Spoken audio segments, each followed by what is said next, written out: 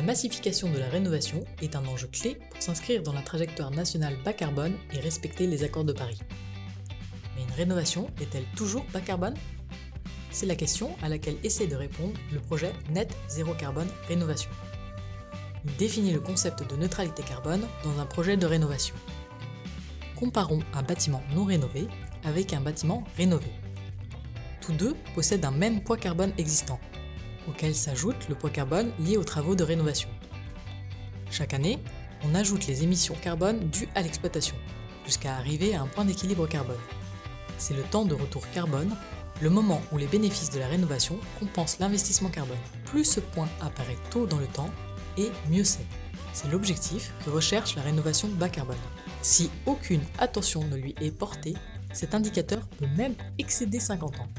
Ce constat a émergé de l'étude détaillée des cas génériques, les 7 cas représentatifs du marché de la rénovation en France.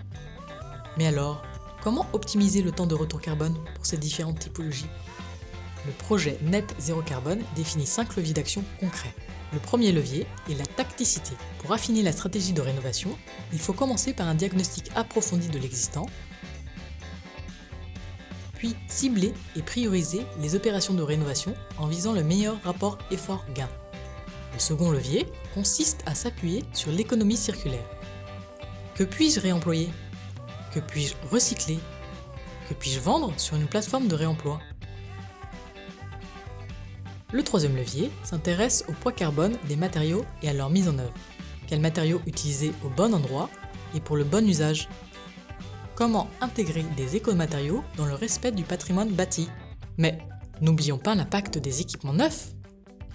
Quel équilibre entre low-tech et efficacité énergétique ?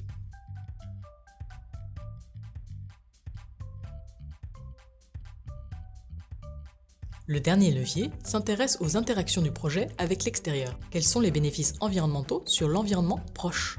Partager les ressources renouvelables ou contribuer à la biodiversité ?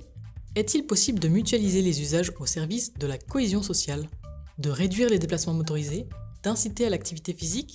Quelles sont les externalités positives pour l'économie locale, le vivre ensemble ? En bref, inciter à de nouveaux modes de vie bas carbone à l'échelle d'un quartier. Pour en savoir plus, n'hésitez pas à consulter les 2 publications du projet NZC.